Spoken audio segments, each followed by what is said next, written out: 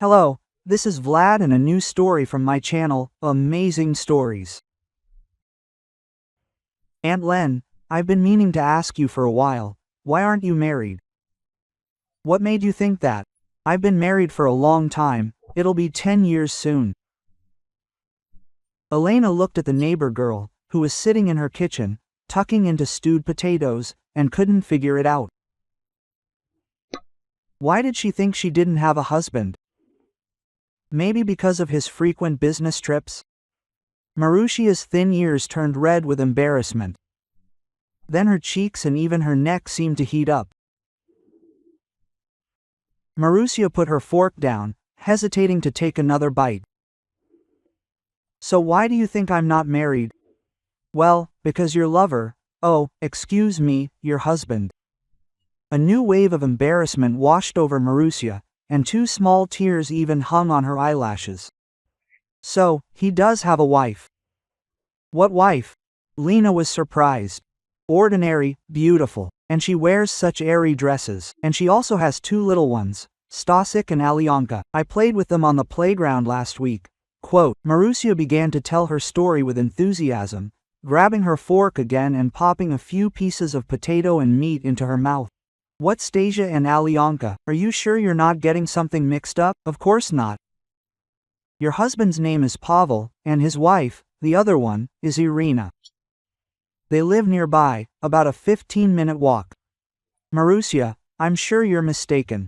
Yes, my husband's name is Pavel, but he simply can't have a wife and children.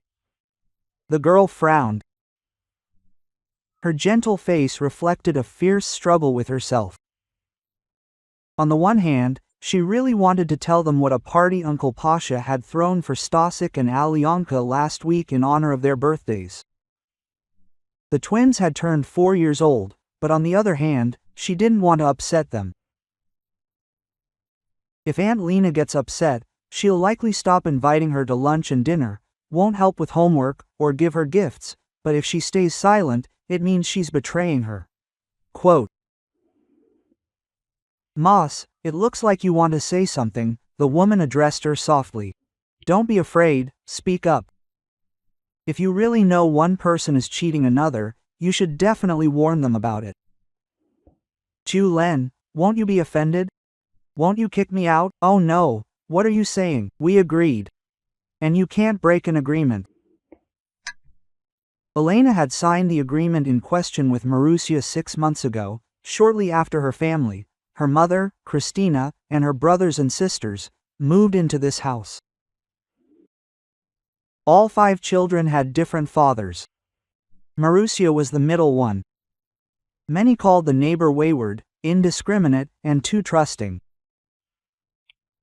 And all because she grew up in an orphanage and really wasn't very good at judging people. I have to say that Christina was a neat person and loved her children. However, her family was desperately short of money. Marusia managed to look after the younger children when the older ones weren't home, and she was a good student, even helping Aunt Lena. She offered the girl a job, helping with cleaning and cooking once a week. But in exchange, Elena helped Marusia with her homework and fed her. She didn't have any children of her own, her husband didn't want any. Aunt Lena, I'd never seen Uncle Pasha before. 2 months ago, my sister and I went to another yard. They have such a nice playground there, and we met Alyonka and Stasik. They're little, like my brother Mishka. Mishka has 4 of us nannies. We all help Mom, and Aunt Lena is nobody. She and Uncle Pasha even argued about it. She said he's never home, and the children need a father. And then I saw Uncle Pasha leaving your apartment. That's what I thought. Elena remembered that day. Marusia had just taken her brother to kindergarten and was running home with fresh milk and buns for her, and for her mother too. Lena had told her to buy something for Christina's tea once a week. Pasha overslept at work. Marusia greeted him. Her husband was very surprised. Elena was no less. She was sure that her husband and the girl didn't know each other, but then somehow forgot about it. Marussia, come on, finish your meal. Will you wash the dishes? Of course, the girl answered quickly. She was glad that Aunt Lena didn't scold. Will you buy me some puff pastry tomorrow? I want to bake some buns after work. Take 2 packages and I'll bake you some too. Okay, deal? Quote. Marussia announced happily. She loved it when Aunt Lena baked buns. All evening Elena thought, but does her Pasha really have another family? How could she not notice? Quote. What? How? It's very simple. Quote. She met Pashka in her final year of university. Lena, a petite brunette, was the life of the party, and Pasha, tall, stocky, with a great sense of humor. He was popular with the girls, but she hardly paid him any attention. She considered him too flighty. At first, they communicated simply as friends, and then Pavel began to court her. For the first time, he found himself in a situation where it wasn't the girl who was seeking his attention, but the other way around. And Lena gave in. Oh, you shouldn't get involved with him, a friend once advised her. Tanya, don't be jealous. Lena replied with a laugh. He's a normal guy. Yeah, normal. He'll never pass up a single skirt. Don't slander him. A regular guy, just like everyone else. Well, yes, they pay attention to beautiful girls. Oh well, he's already settled down, and had his fill of fun. It's not my fault he chose me. Oh, girlfriend, I'd think again if I were you. Tatiana shook her head. The romance developed rapidly. After just a couple of months, they rented an apartment and began living together. They both worked part-time. Money was tight, but enough. Pavel admired her housekeeping skills. The house was clean, everything was cooked deliciously, and she was also thrifty. And then it turned out Lena was expecting a child. No, honey, now is not the time. Think about it yourself. We just graduated, we both barely found jobs. So what now? Give up our careers. We wanted to take out a mortgage on the apartment. And if we have children, how will we pay it off with one salary? But, Pash, there could be very dire consequences.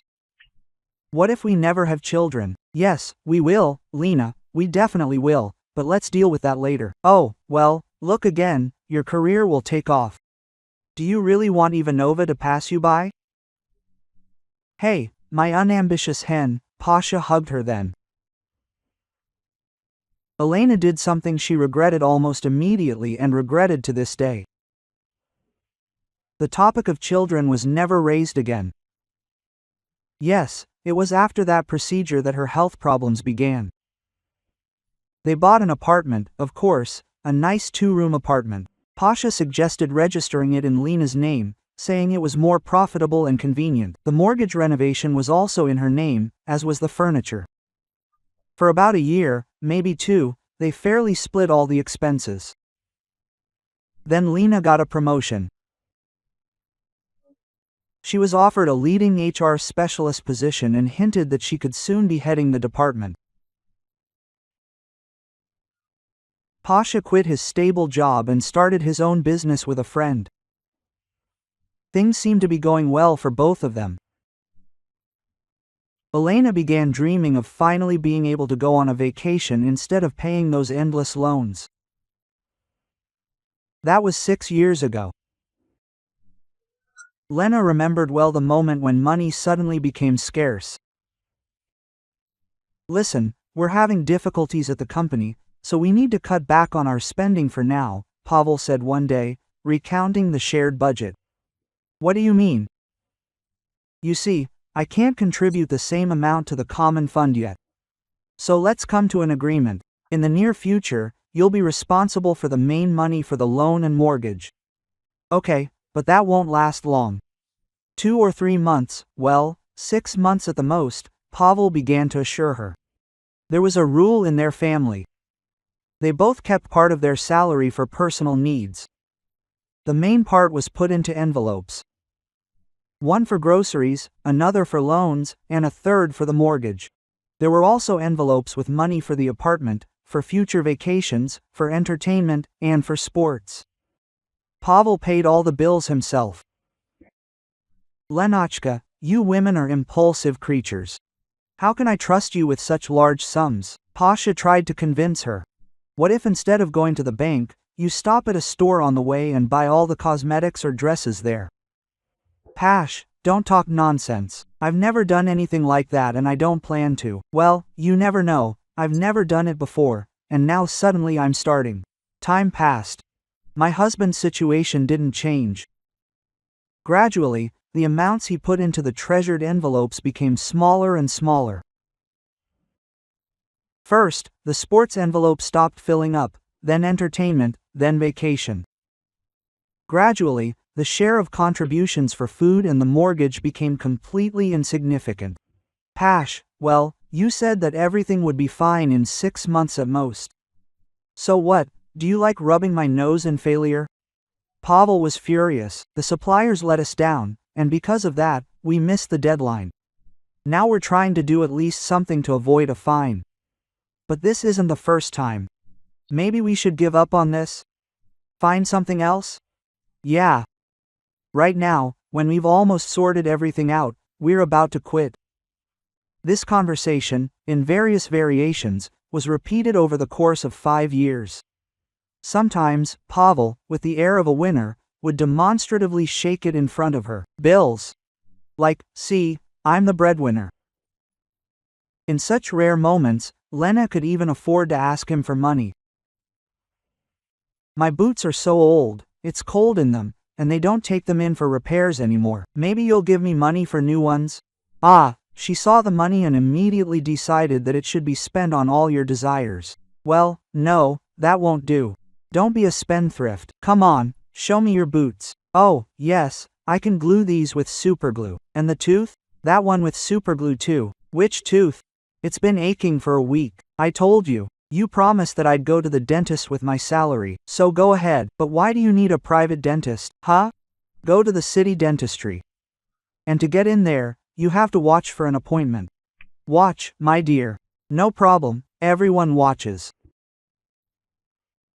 Gradually, from a young woman, light, attractive, funny, Lena turned into a worn-out woman of indeterminate age. Money is catastrophically there wasn't enough.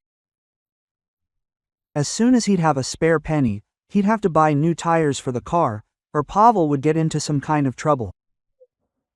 Well, Linik, well, understand, it just happened, he looked into her eyes like a puppy. Pash, I'm tired. Can you understand that? Tired. I promise, everything will be fine. Well, what will it be? You'll earn more, your business trips will stop, and you'll stop helping your sister. Everything will be fine. Be patient a little. And Lena was patient. Some friends offered her a part-time and remote HR specialist position. She agreed. Then other friends asked her to interview candidates. She agreed again, and so it worked out. She worked 2 or 3 jobs, but didn't see any money. And in general, she constantly wanted to cry and sleep. Cry from helplessness and fatigue. The only outlet was needlework. Lena sewed and knitted simply superbly. You have gold hands, her friend spun around in front of the mirror once again. Oh, Tanya, just a little more and I'll be dreaming of having at least 30 hours a day. There's not enough money for anything. Wait, somehow there's not enough. Well, how? Mortgage, loans for renovations, for furniture, household appliances, a car. And what about Pasha? Pasha works, but he's always having some kind of problems. So let him throw away his work. What a guy. He sat there and dangled his legs. Better yet, change your husband, not your job. Look at what you've done to yourself. Tanya, how can I leave him with all the debts? We're a family, we should be there for each other, Lena answered meekly. You're so naive. A woman should inspire a man to work, not work for him. Our role is to beautify this world and give direction to the stronger sex. How can we make the world an even better place? No, I can't do that. Quote, In sickness and in health, as they say, Lena shrugged. Well, I see you haven't had much time for joy lately. Well, yes, that's true, Lena nodded sadly. Okay, I don't need to lecture you, but keep in mind, if you need a good lawyer, come to me. By the time Christina and her children moved into the building next door, Lena was single-handedly shouldering all the loans and the mortgage. She spent the remaining money after payments exclusively on food. But with Marushia's arrival, something seemed to change in her life. Lena was offered a department head position, then another company offered her an HR job as a remote worker, with very good conditions. Ultimately, she quit her 2 part-time jobs and finally breathed a sigh of relief. It seemed like life was getting better. Lena saw Marussia as a daughter, the one who was never destined to be born. She would be about Marussia's age now.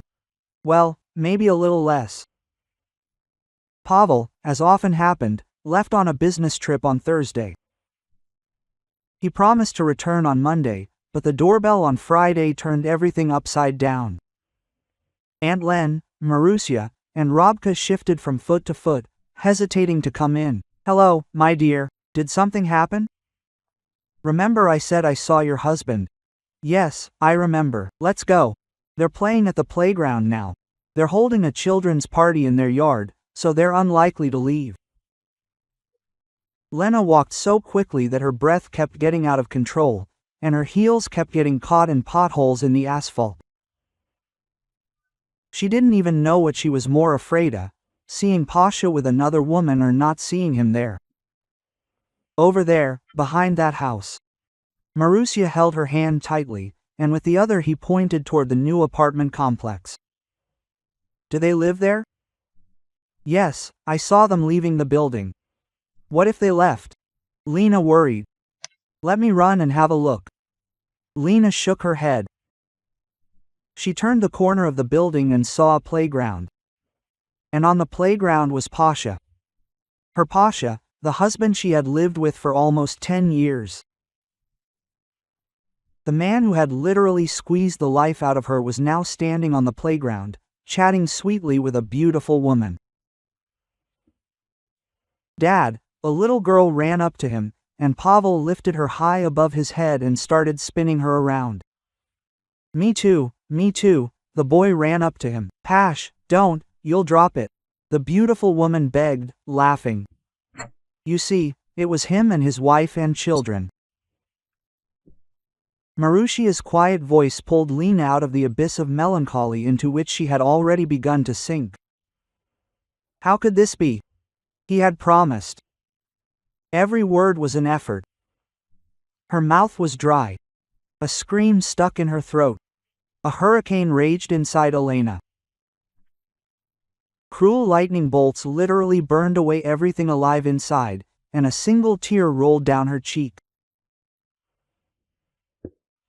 Pasha, Elena whispered, or croaked. He was about 20 meters away from her and couldn't have heard it over the children's noise. But he flinched, as if her gaze had burned a hole in him. He turned pale. Lena, he said just as quietly. She didn't come over. Why, if everything was already clear? An hour later, Pavel came home without the bag he'd left with on his business trip. We need to talk, her husband said from the doorway. About what? What do you mean, about what? About the divorce. You know everything now, so there's no point in hiding. Quote. Are these your children? Lena asked quietly. Of course, Pavel looked like a winner. But what about me?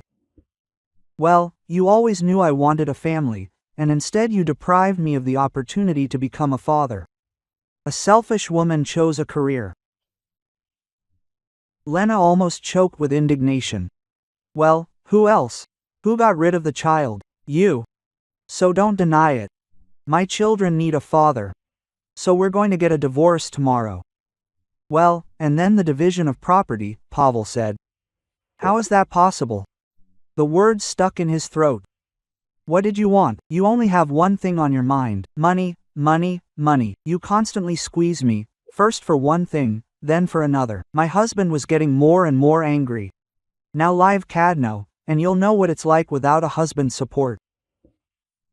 Only these words suddenly brought her to her senses.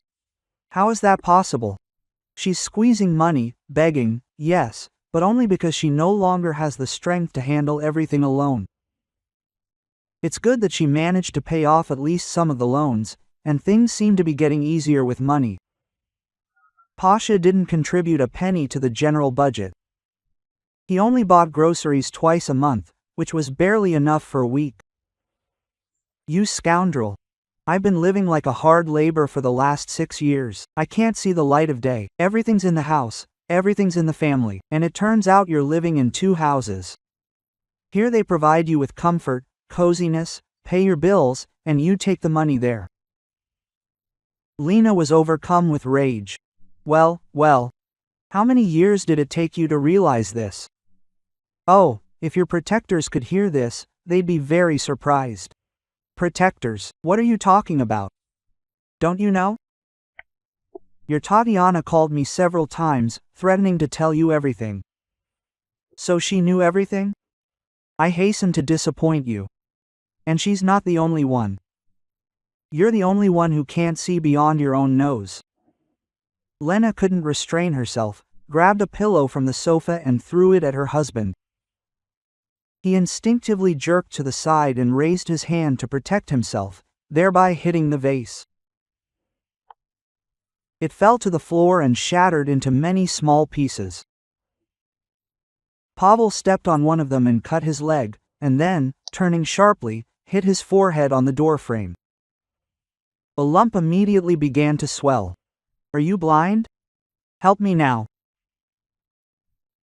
Lena suddenly rushed into the room, grabbed the first aid kit, but then changed her mind and calmly declared, I won't do anything else for you. You'll regret it, Pavel hissed. I'll kill you and let you go. No, you'll regret it. Pavel decided not to listen to anything else she might say. Her husband was sure that it would be easier to sue for the apartment and car than to take a toy from their child. She wouldn't be able to prove that she had any rights to them. After all the property rights were registered in his name. All the payment receipts too. What would happen to his ex-wife didn't matter to him at all. What mattered more was how his second family would react to the news that they were moving to a new apartment very soon. Lena couldn't even understand how she'd ended up with nothing. All these years, she'd been paying off loans, caring for Pasha, and waiting for their hard times to end. Then she stopped waiting, living on autopilot, habitually counting pennies until payday, taking on regular part-time jobs, trying to look as good as everyone else. Her salary was higher than many at the company. However, Lena frankly looked worse than everyone else. She dressed at sales and thrift stores, and only dreamed of beauty salons. And on vacation, she didn't go to the seaside. At best, she went to her dacha, or simply continued working. But the court ruled that Pavel alone would retain ownership. Lena knew for sure that nepotism was involved. She was forced to move into rented accommodation. But, oddly enough, it was there that she felt relief for the first time. However, a considerable shock was yet to come. Pavel filed a lawsuit for assault, citing a bump on his forehead and a wound on his leg as evidence. So, was he showing off? Pavel was smoking on the courthouse steps when Lena arrived. And hello to you too. Isn't what you've done enough? What have I done? Filed a complaint against the abuser's wife? No, a woman beating a man is shameful. But resolving this issue within the legal framework is not, quote. But a very unpleasant surprise awaited him at the trial. The court called witnesses, even two. Maria, seeing Christina and Marussia enter the courtroom, was even pleased. But Pavel turned pale. "Dear court," Christina began. "I witnessed the argument." Pavel left the door open. He was shouting and threatening his wife. She threw a pillow at him, and he hit himself on the door frame. Before Christina could finish her speech, Pavel lost control and shouted, "Are you trying to get revenge on me? Will you regret this?" Alina's lawyer explained what kind of place they were talking about. As it turned out, Christina was Pavel's first wife. They met at a bar. Their romance was swift. And when it suddenly turned out Christina was expecting a child, Pasha upped and married her, despite the fact that Christina already had children. The marriage didn't last long. As soon as our daughter was born, Pavel packed his things and walked off into the sunset. In all those years, he never paid a single ruble. Moreover, when he left, he took all our savings. When I moved into this house, I didn't know Pavel lived there or that he was Alina's husband. She was hanging out with my daughter, Marussia. I thought she was just a lonely woman, so she was welcoming my daughter. We aren't friends, but I've seen only kindness from Lena, and then I saw them arguing.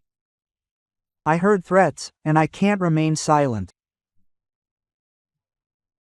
This man already hurt my daughter when he abandoned her, and now he's accusing a good person of things he didn't do. Irina, Pavel's latest wife, clutched her heart. It seemed only now was she beginning to understand the monster she'd tied her life to. Several more court hearings followed. Lena's friend, Tatiana, learned of the divorce from mutual acquaintances. Lena was ashamed to admit her friend was right, but Tatiana, a true professional, managed to secure a retrial of the property division case. The apartment was returned to Elena in full, along with the car and everything else. All financial transactions were reviewed: Elena's salary, the money it was used for, and Pavel's salary, which was used for his second family. As for Marussia and Christina, the court ordered Pavel to pay child support for the entire period. The sum had accumulated to a considerable amount. Pasha even had to take out a loan just to avoid criminal prosecution. Irina, however, left him. She was afraid that one day she too might end up homeless. 6 months after all the court cases were concluded, Tatiana introduced Lena to her colleague, an unmarried man raising a daughter from his first marriage. His wife had left him in search of a better life. Lena was cautious at first. She no longer trusted any man, but it was Sergei who found the key to her heart. He won her over with his sincerity, kindness, and honesty as a woman. 6 months later, they were married. If you like this story, I hope you'll support me with a thumbs up. All the best, M.